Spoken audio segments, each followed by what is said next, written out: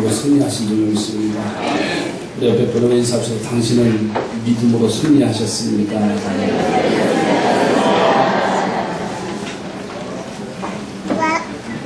엘리사와 선지자 생도들이 거하는 장막이 너무 비좁아졌어요. 그래서 생도들이 요단 가까이에 새로운 초소를 세워주기를 요청을 합니다. 그래서 엘리사는 그들의 요청에 답을 줬습니다. 그러면 가서 우리가 초소를 새롭게 좀 세우자. 그래서 요단으로 떠나면서 이 선지자 생도들이 이 엘리사를 같이 동행하기를 간청을 했어요. 그래서 엘리사는 선선히 그들과 동행을 하기로 했고, 그들이 요단강에 도착하자 집을 지을 나무를 베고 있었는데 한 사람의 도끼날이 강물 속으로 빠졌습니다. 잃어버린 사람은 탄식을 하지요. 그리고서는 엘리사에게 도와주기를 간청을 합니다. 그래서 엘리사는 어디에 빠졌느냐 묻고서 그 사람이 빠진 장소를 가리키니까 한 나뭇가지를 꺾어서 그 빠진 장소 물 위에 던지니 이 새 도끼가 떠올랐다고 했어요. 그리고서는 잃어버린 그 생도는 떠오른 도끼를 이제 건지는 역사를 가지고 가장 어려운 문제를 해결한 것을 볼 수가 있습니다. 생도들의 숙소를 짓는 일은 좋은 일이지요. 영적인 일을 하는데도 어려움이 온다는 것이 우리들에게도 많은 깨달음을 주는 한 장면입니다. 당시에 나무를 베는 도구는 아마 이 도끼가 유일한 도구가 아니었는가. 그런데 그 도끼가 날이 빠져서 일을 할 수 없게 되었지요. 유일한 도구를 잃어버렸으니 정말 삶의 방향을 잃어버렸다는 겁니다. 세상적인 목적을 위해서 하는 것이 아니라 거룩한 하나님의 사업을 위해서 하는 일이 얼마나 좋습니까? 그런데 그 좋은 일을 하려고 하는데 그만 어려운 일을 당하는 겁니다.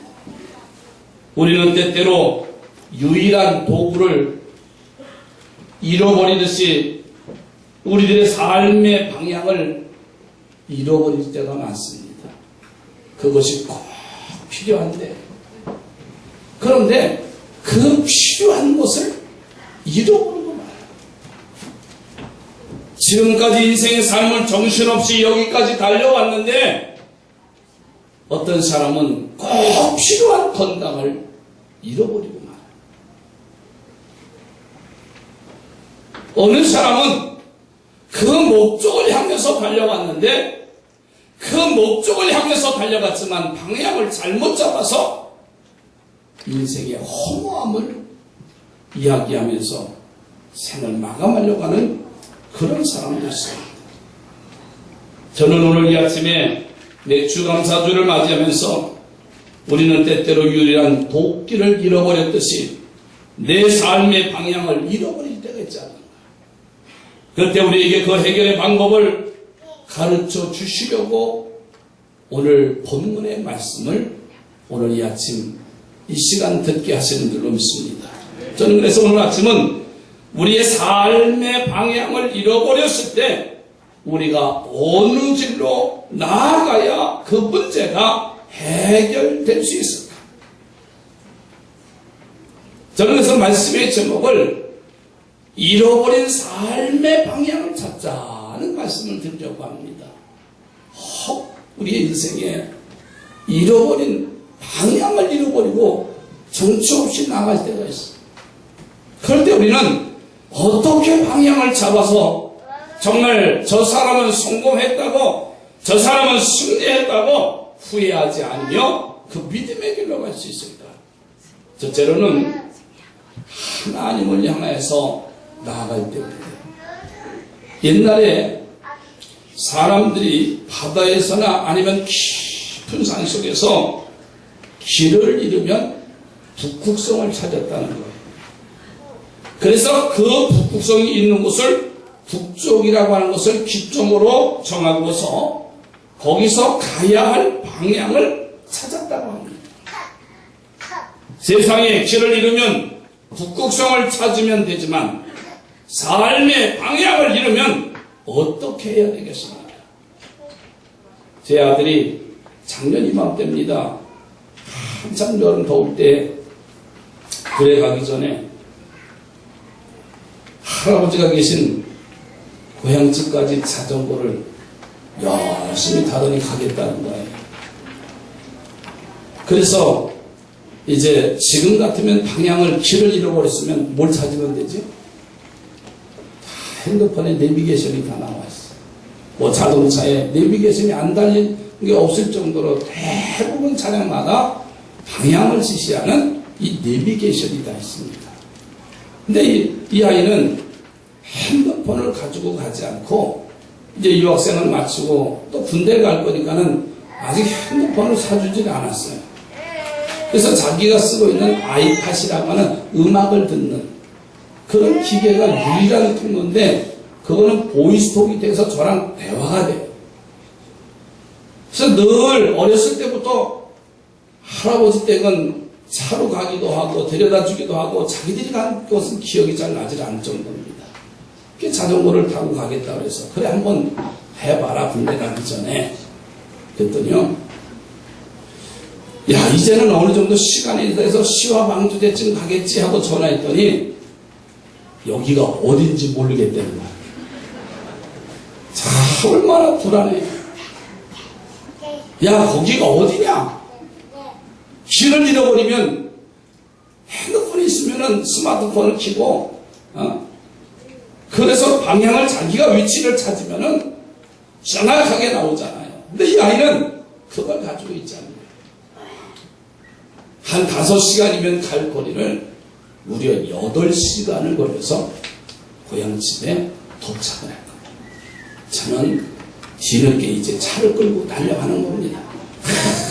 그랬더니 아직 한 10km 이상 남아있어. 아들은 열심히 페달을 짚고 아빠는 또 모든 보디가드가 되는데 깜빡이를 켜고서는 뒤따라가면서 응원하고 그리고서 시골에 도착했더니 우리 아버님 어머니 너 기특하다 그랬으면 얼마나 좋아. 왔니? 그러거든요.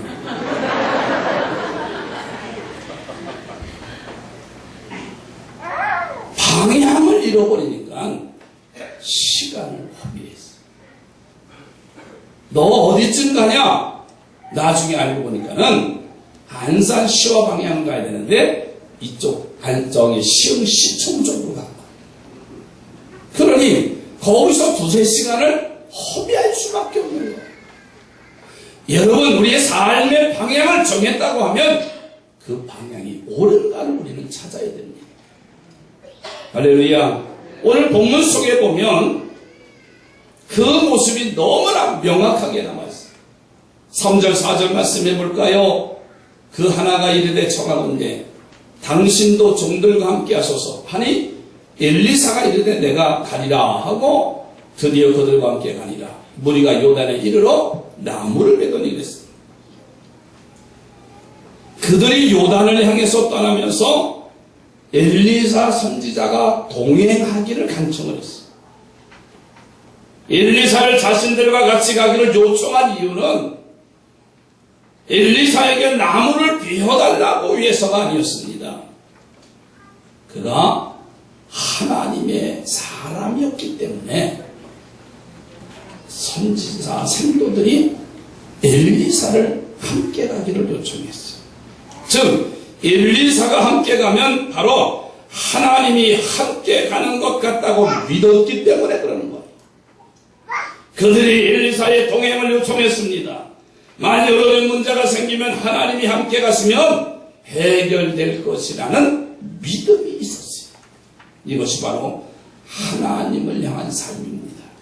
또 또 한 가지는 문제가 생겼을 때 엘리사를 찾았다는 거예요. 사실 도끼가 물에 빠졌습니다. 빨리 가서 새 도끼 나를 구해오면 되는데, 그런데 그렇게 하지 않고 엘리사에게 도움을 요청했어요. 이것이 바로 하나님을 향한 삶의 모습이라는 거예요. 오늘 5절 6절 말씀을 또 볼까요? 한 사람이 나무를 빌 때에 새도끼가 물에 빠진지라. 이에 외쳐 이르되 아 내 주여 이는 빌려온 것이리다 하니 하나님의 사람이 이르되 어디 빠졌느냐 하며 그것을 보이는지라. 엘리사가 나뭇가지를 베어 물에 던져 새도끼를 떠오르게 했다 했어요. 엘리사를 찾은 그 사람에게 다가가서 하신 말씀이 뭐냐면 어디에 빠졌느냐. 그 물은 사람을 본문에는 엘리사라고 하지 아니하고 하나님의 사람이라고 소개한 이유가 바로 여기 있습니다. 그럼 같은 사람인데 엘리사라고 부를 때와 하나님의 사람이라고 부를 때는 다릅니다. 여기 설교하는 이시백 목사가 있어요. 그냥 이시백이라고 부를 때와 이시백 목사라고 부를 때와 이시백 목사님이라고 부를 때는 다릅니다. 우리에게 느껴오는 게 다 달라요. 엘리사라고 부를 때는 그냥 사람 엘리사지만은 하나님의 사람이라고 부를 때는 하나님의 사역자로 하나님을 향한 마음이 확실할 때 하나님의 사람이라고 부르는 겁니다. 이 두 가지 사실을 통해서 우리는 내 삶의 방향을 잃어버렸을 때 사람이 아닌 하나님을 향해서 나아가야 된다는 진리를 여기서 깨닫게 해주시고 있다는 사실이에요. 여러분 야곱 이야기를 너무나 잘 알잖아요. 야곱이 20년 동안 외삼촌 라반의 집에서 가족을 이루고 부자가 돼서 고향 땅으로 갑니다. 근데 그가 고향으로 돌아가는 일에 참 어려움을 당하지요. 20년이 지났는데 형이 해서가 400군대 400명을 이끌고 자신을 맞으러 온다는 사실이에요. 아니 동생을 배웅하러 오는데 맞으러 오는데 무슨 군대가 필요합니까? 형에서가 동생을 맞으러 오는데 잘 훈련된 400명의 군사를 거느리고 온다고 하는 것은 동생을 죽이려고 하기 때문인 겁니다. 그래서 야곱은 그 소식을 듣습니다. 모든 방법을 동원해서 살 것을 찾아요. 자신의 가족을 두 대로 나눠서 형이 한쪽을 공격할 때는 반쪽이라도 살려고 두 대로 나눕니다. 그러나 이것이 해결 방법이 아니라는 것을 야곱은 알았어요. 왜냐하면 형이 한쪽을 공격하는 동안 절반이 도망간다 할지라도요, 그 훈련된 군대의 발걸음보다 빠르지 않습니다. 짐승과 어린 자녀들과 함께 가는 그 발걸음이 절대 해결될 수 없어요. 형에서가 절반을 공격해서 다 멸하고 그 다음에 또 추격을 하면 곧 또 따라 잡힐 것이라는 것을 야곱이 알았어요. 그래서 이번에는 형의 마음을 사려고 자기의 재산을 보냅니다. 자기의 짐승들을 보내는 거예요. 자기의 보물들을 형에게 보냅니다. 그런데 형에서는 그 물건과 그리고 보물들을 받아 챙기면서 마음이 누그러지질 않았어요. 여전히 군대를 끌고 오는 겁니다. 이때 야곱은 완전한 삶의 방향을 잃어버립니다.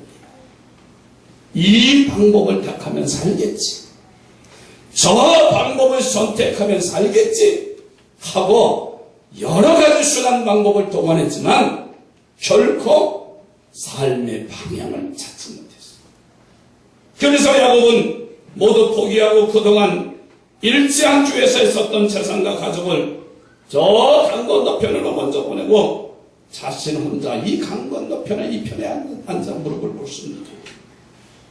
그러자 세상의 방법을 쓸 때는 하나님이 가만히 계셨는데 하나님의 방법으로 자신의 모든 것을 내려놓고 그리고 하나님의 방법으로 방향을 전환하니 하나님이 도와주시겠어요. 천사를 보냅니다. 씨름을 하게 하지요. 뼈를 쳐서 무결되게 합니다. 결국은 야곱으로 기도하게 하셔서 그 문제가 해결돼요. 형에서의 마음을 녹여주십니다. 자들이 덜떡거리면서 형에게 다가오는데 형 앞에 이제 불편한 몸을 가지고 무릎을 꿇고 절을 하는데 불쌍히 여기는 마음이 형의 마음에 생겼어요. 이 동생 야곱을 부둥켜 안고 울고 용서하고 영접하는 축복을 내려주셨어요. 사랑하는 성도들이요, 삶의 방향을 잃어버리는 어리석은 일이 생길 때가 있어요. 이때 삶의 북구성이 되시는 여호와 하나님을 찾기를 바랍니다. 그 하나님을 향하시기를 주님의 이름으로 축복합니다. 그러면 1, 2, 4가 아니라 하나님의 사람이 가까이 오셔서 여러분의 삶의 방향을 정해주신다는 말이에요. 이 복을 이 아침 누리기를 주의 이름으로 축복합니다. 두 번째로는 빌려온 것을 깨달을 때입니다.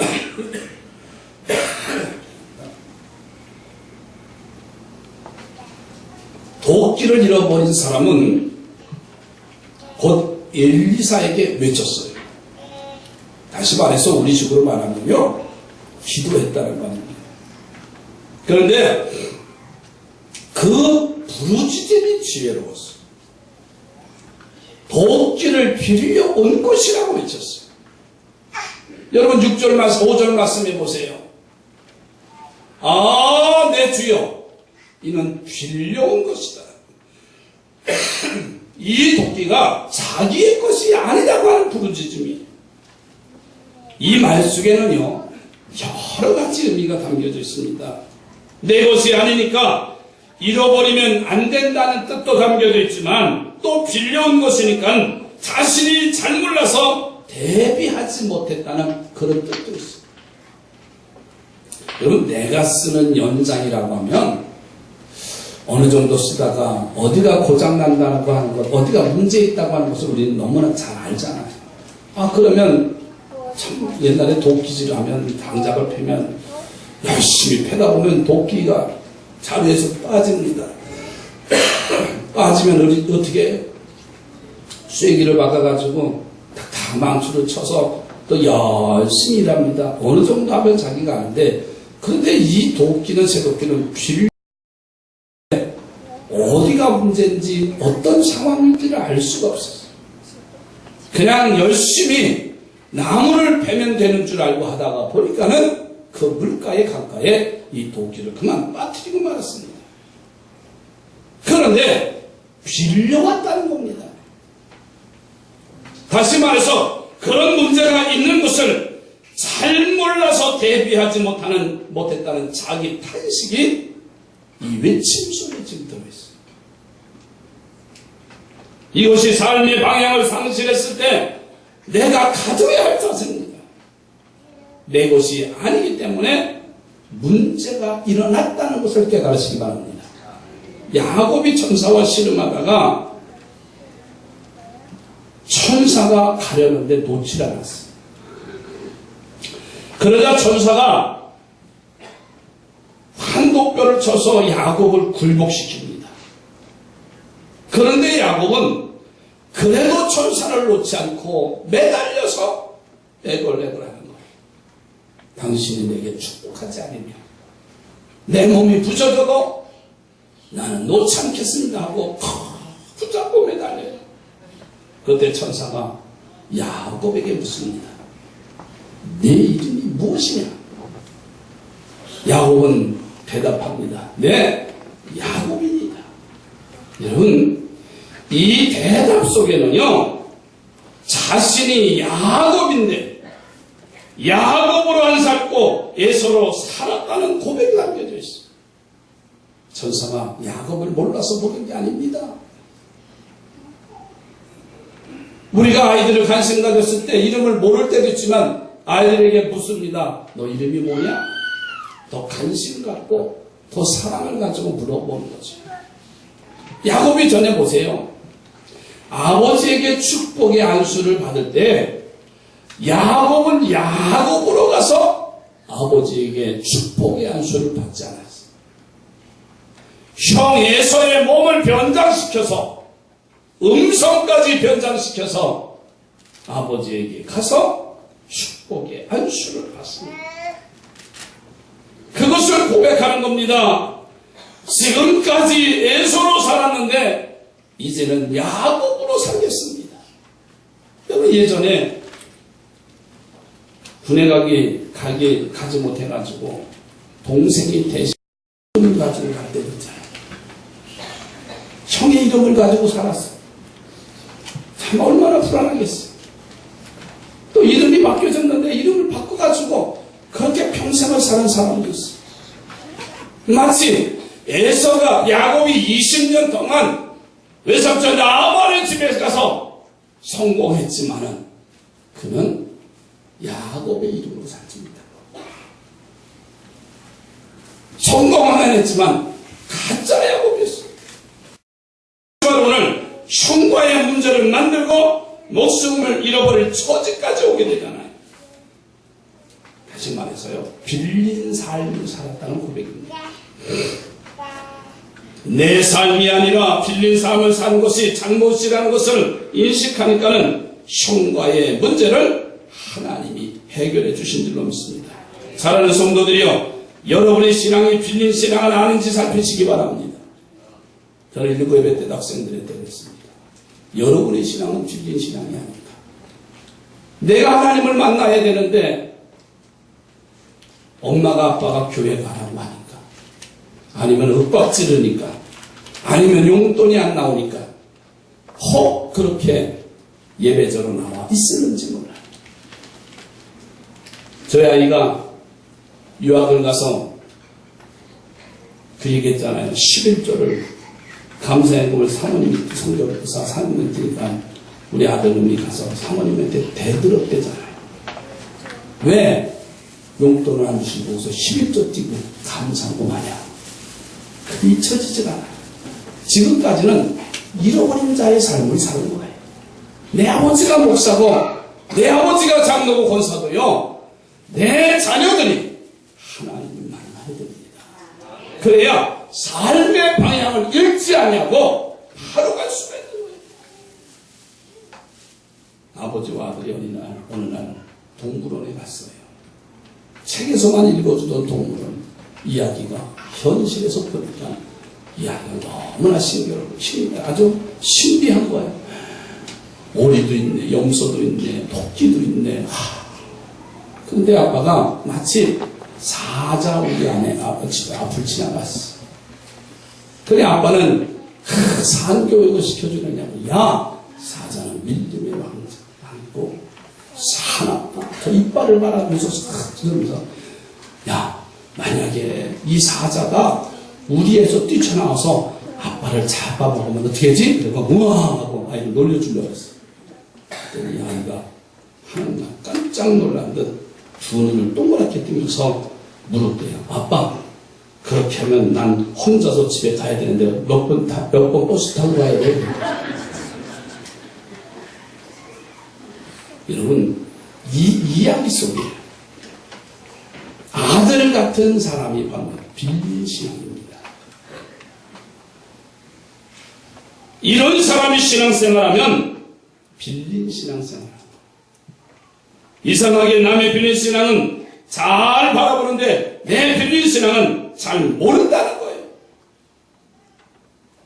열심히 교회 나오니까, 열심히 기도하니까 내 신앙은 내 것이라고 자부할 때가 얼마나 많아요. 오늘 본문에 이 선지자를 보세요. 정확하게 자기의 도끼가 빌려온 것이기 때문에 자신이 잘 대비하지 못해서 이런 어려움을 당했다고 고백을 합니다. 그러자 엘리사가 그 문제를 해결해 주신 줄로 믿습니다. 여러분, 어떤 문제로 여러분의 삶의 방향을 잃어버렸습니까? 내 인생을 돌아보시기 바랍니다.